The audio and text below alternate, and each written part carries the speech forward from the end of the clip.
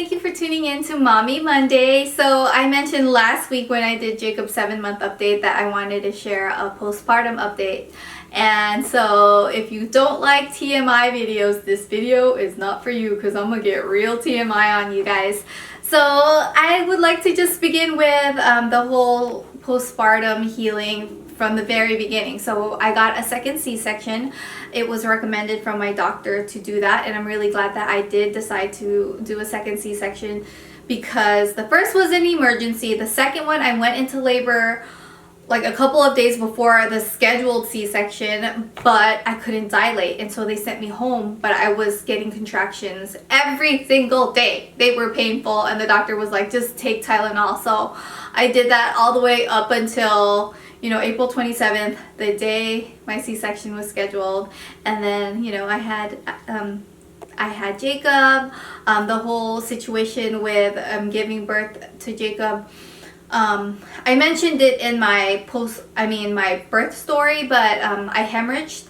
I have issues with my scar tissue not healing very well, so it took the doctor a lot longer to take Jacob out of me. I can no longer have any more kids, she said, because it's very high risk for me to do that, to have another pregnancy, to go through another C-section. And I honestly, if I could have a VBAC, I would, but something about my body, I just can't seem to dilate. The first time around when I had Liam, I was so stuck on the idea of having a vaginal birth. Like, I did not want a C-section. It's just not something I ever thought would ever happen to me. I would never volunteer to have a C-section, So I was like 30 something hours into labor having contractions. I couldn't handle it anymore, and I was gonna wait longer and longer, but the doctor was like, you know what, we need to have an emergency C-section. So that's what happened. That's why I can't have any more kids. I can't have a VBAC because I can't dilate, and having more kids, the whole issue is the scar tissue.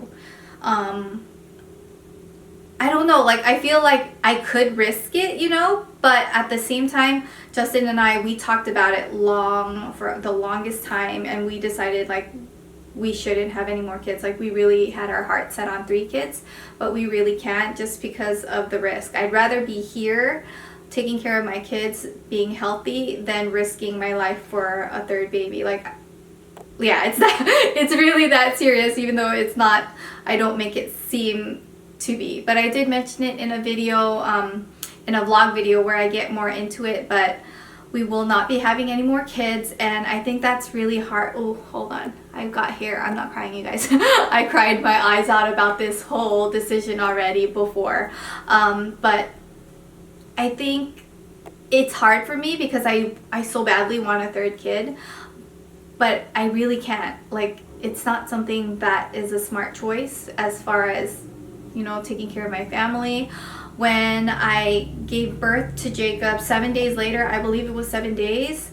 It was not even 7 days. My eyes started twitching, and then we had to go to the ER because when I went to the doctor, my face wouldn't move, and the doctor was like, I think you might be getting a stroke. I don't know what's wrong with you, because he's never seen anyone with Bell's palsy. He's never experienced it. So I went to the ER. I ended up getting Bell's palsy. I had to get a spinal tap. All of that, within a week of giving birth, was very traumatic. So that's another reason as to why we're not going to have any more children. It's not that giving birth and having children causes Bell's palsy. They say that it does. I truly, in my heart, I think it was the epidural. I feel like she just touched a nerve or something. But my doctors are telling me it's caused by stress. Everything I'm reading says it's caused by stress, but I truly didn't feel stress. I don't know if it was the high of giving birth and having a new baby. My body, of course, was stressed, but I didn't feel like I was stressed out at all. They say it's stress. Is it stress from the body or mind? Maybe both. I have no clue. But what I did notice is that every now and then, when I feel tired, my face starts to tighten up, and I feel like I'm gonna get Bell's palsy again. So that's kind of scary. I start getting anxiety, and I don't think I ever had anxiety really before then, But now that's like my biggest fear, is to not be able to smile and not be able to move my face, because it really affected Liam. Like it really, I get really sad and depressed. Here's a picture. Let me show you guys. This is me trying to smile.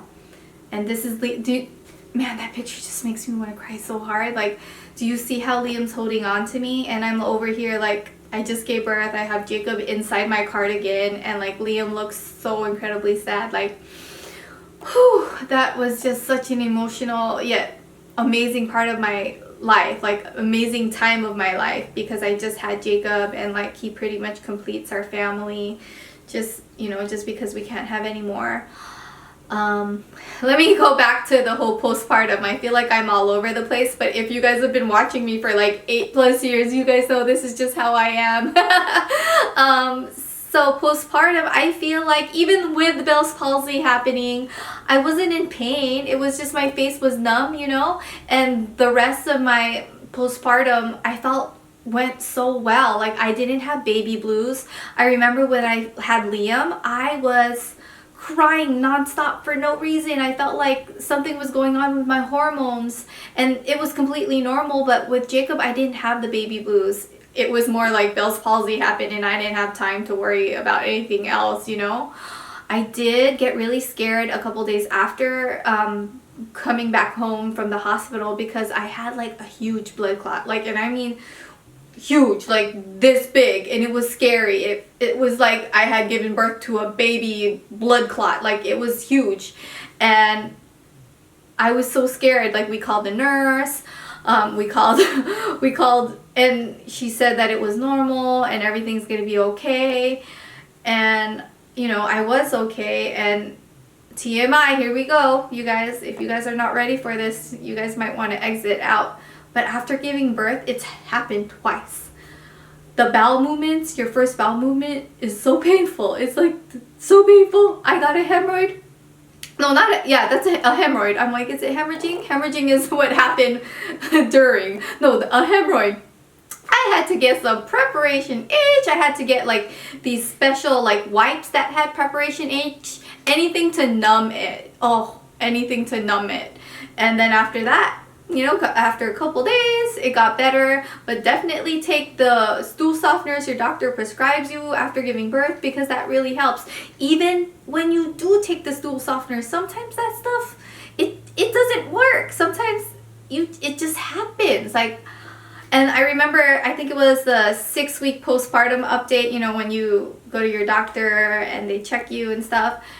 I had to tell her about it, and she's all like, it's looking good, it's looking normal, and like, that's like so embarrassing. Just, you know, the whole idea is just so, yeah, but it's real life. So I just thought I'd share that in case you guys haven't had kids yet. It might happen. It's, yeah, drink your water regularly. And even if you do, it still might happen. What else happened? Man, you guys, I feel really bad. Like I'm a terrible role model when it comes to this, but I haven't been working out regularly. There were times when I was like committed for like a week doing like random videos, you know, but then I even did a little cycling here and there, because I had this little cycling bike at home downstairs, and I still can't get with it. The problem is, like, this is terrible, it's really bad, but I always, every single time I have time for myself, that's the time I edit. I don't really have any more time for myself. I take care of Jacob full time. I'm like, I consider myself a full-time stay-at-home working mommy. So I'm a stay-at-home mom full-time with Jacob. Liam goes to preschool. And then at the same time, I'm trying to juggle taking care of Jacob and also working. Justin also works from home, but I give him all the time he needs to work, because his hours are not as flexible as mine. Mine is, I can edit and I can film random times of the day, but like, you know, when he has phone meetings and things, it's usually like a 9 to 5, and then he does extra work at night, like to kind of catch up in case I needed him to like help me film a cooking video, because we do like 2 cameras and things like that. So juggling work life and full-time stay-at-home mommy life is a little different than the first time around when we had Liam, because when Justin and I first had Liam, we were both full-time YouTubers, so it was so easy for me to just do any videos and things like that, because he would be able to watch Liam for me all the time whenever I needed to film. But this time around, it's like we work around Jacob's schedule, and it's more like Justin has his separate full-time job, I have my separate job, so we're also juggling two, our separate jobs, and then me being a full-time mommy taking care of Jacob all day. But he naps really well, so I'm able to get a lot done, like edit during his nap, shower, do my makeup during his nap. But the house is always a mess. There's so many things I could do. Laundry is an ongoing pile, as you guys may know. Even if you're not a parent, you guys know laundry life is crazy. But overall, even though our house is a hot mess, it's messy, I've still been able to do a lot. I wish I could do more, but I'm just grateful for what I can do, and I really love mom life. Like, I feel in my heart I was born to be a mother. That is my biggest pride and joy. That is what I'm most proud of. If anyone can say anything about me, that's one thing they can't take away, is the fact that I'm a good mother. And I'm not like trying to toot my own horn, but I know I'm a good mom because I know my heart is pure, and I know how much I love them, and I hope it shows to them. It doesn't have to show to anyone else but them. I hope they know that they are simply, truly, purely loved by me, and everything I do, all the choices I make, I always put them first. As far as my body, weight loss, things like that, my C-section, I feel like it is healed. Every now and then I still feel pain, and that's what happened the first time around with Liam. And then, the doctors later realized when they were cutting me open with Jacob that I had scar tissue issues. So that pain that I mentioned years ago to the doctor, it was real pain. Like, sometimes people think, oh, it's been like 2 years since you had a baby, you shouldn't have pain down there where you got cut. I did, and it's real. Right now, if I touch it, I still feel pain. Like, it's not like a intense pain, but it's like a number, like a 3 pain, like 1 to 10, 10 being the highest pain. It's like a 3, 4. It's like a numb kind of pain, but it's there if I touch it. So there is pain.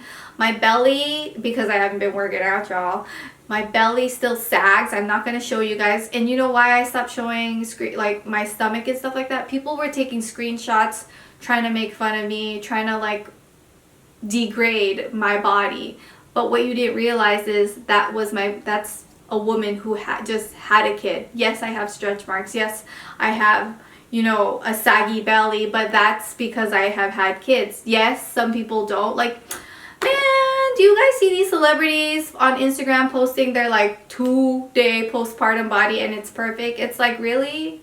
How did that happen? Like, how? I'm sure people just naturally, some people just have natural bodies like that, but I don't have that kind of body, and I have like my belly still, I have my stretch marks and things like that.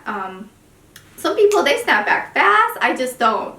That's just how my body is. And I kind of knew that would be because my mom still has stretch marks, and there's nothing wrong with that. My mom is a beautiful woman. She has a beautiful body, and stretch marks does not change the fact that her body and the fact that she is beautiful, like everyone says, like, you know what, stretch marks are tiger stripes. You got them from, this time in your life, and you're strong, you're a fighter, fierce. So I'll take it like that because it makes me feel a lot better. But as far as my belly being big and things like that, I think with women who have had that C-section, there's like that fold, you know what I'm talking about? That belly fold after you get a C-section. Even when I was working out, like cycling 3 days a week for an hour or even sometimes more, and then doing my, what was it called? The 21-day fix with no, it wasn't Jillian Michaels, it was another lady, but she was amazing. She was so fit. Even though I was working out so much, I still had that little belly fold going on in my belly. I think it's like a C-section pooch. That's what I think it is. But yeah, I can't seem to get rid of it even the first time around, and then the second time around I'm gonna be cycling. I swear I will eventually. I just don't know when yet. Yeah, that's just honestly my real answer. I think I'll just gradually start, like 1 day a week and then 2 days a week. And then there's also like these challenges on Pinterest I look at, like, oh, the squat challenge, the flat belly challenge. You know, I pin those and then I look at it every day. I'm actually doing some. Yeah, so if you guys want to do it with me, I'll link it below. It's on Pinterest, or I'll just link my Pinterest because then it'll show up as well. But overall, healing this time around has been amazing. I have lost weight just because of breastfeeding, but not from working out at all. I love drinking water. Water is just, I drink so much of it. And honestly, there's nothing else I can share because it's my hormones, everything's been even. It's just been great the second time around, and I don't know what it is, but it's even better. Maybe it's because I'm a second time mom. I'm not as nervous, hyper, crazy about everything, and I've never been so content, happy, like peaceful. I don't know how to describe it, but that's how I feel right now, and it's just a wonderful feeling. But thank you friends so much for watching, for listening to me babble on about random stuff. Let me know in the comments section if you have had children, how your postpartum healing has been. I would love to know. I just love reading your stories, friends, so if you guys could, I would really love to just see all your comments and read them. Like, I'm gonna dedicate one night just reading all your comments, and I just love knowing your story because I get to share mine on YouTube, but I want to know yours. So if you're a YouTuber, link below your story, or if you're not a YouTuber, I want to know, like, share a little sentence or something about your postpartum story.